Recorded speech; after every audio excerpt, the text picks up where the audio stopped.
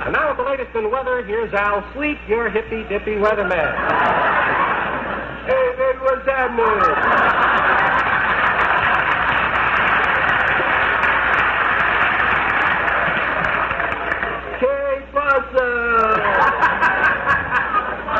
Al Sleep here, and I imagine some of you were a little surprised at the weather over the weekend, especially if you watched my show Friday night,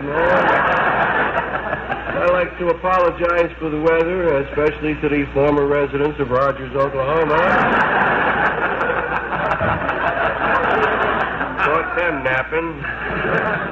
Along with Lenny Bruce and Richard Pryor, George Carlin was one of the most influential, respected, and controversial stand-up comics of the late 20th century. George Carlin made lots of us laugh. That's the first thing you do in a hotel room is put away your stuff. I'll put some stuff in here, put some stuff down there. Here's another place for some stuff here. I'll put some stuff over there. You put your stuff over there. I'm putting my stuff over here. Here's another place for some stuff. Hey, we got more places than we've got stuff. We're going to have to buy more stuff. But his genius was making us think. Things like hot water heater. Have you ever thought of hot water heaters? Pardon me? I said I'd like to buy a hot water heater. What the hell for? Hot water doesn't need to be heated. Born George Dennis Carlin on May 12, 1937, both he and his older brother Patrick were raised by their mother Mary. My mother's the hero in this story. My mother's the heroine, if you prefer. She raised two boys, all during the last part of the Depression and World War II, on essentially a man's salary. She always had good, responsible jobs in advertising, and she was tough and funny and worldly. She was a little grandiose. She had a bit of a narcissist in her, a lot of a narcissist, with aristocratic pretensions. George Carlin is on the air. George started out as a DJ in Fort Worth, Texas.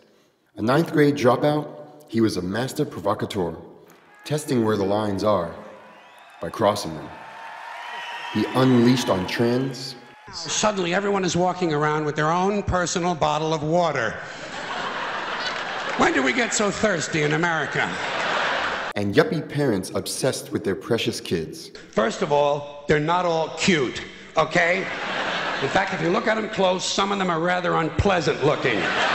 The 7 words you can't say on TV is by far his most memorable routine. Rude, crude, lewd, lascivious, indecent, profane, obscene, blue, off-color, risque, suggestive, cursing, cussing, swearing, and all I could think of was shit, piss, fuck, cunt, cocksucker, motherfucker, and tits.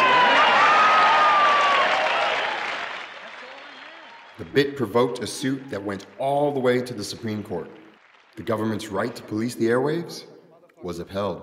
And you know, we are still battling that issue in the Supreme Court, almost 40 years later. That controversy is still alive. The 7 dirty words are still being aired before the Supreme Court as we speak. How did it all happen?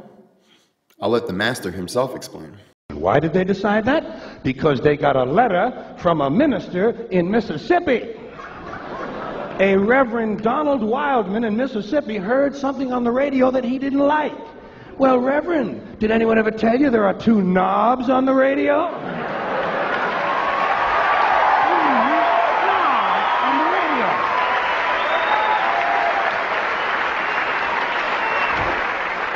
Of course, I'm sure the Reverend isn't that comfortable with anything that has 2 knobs on it.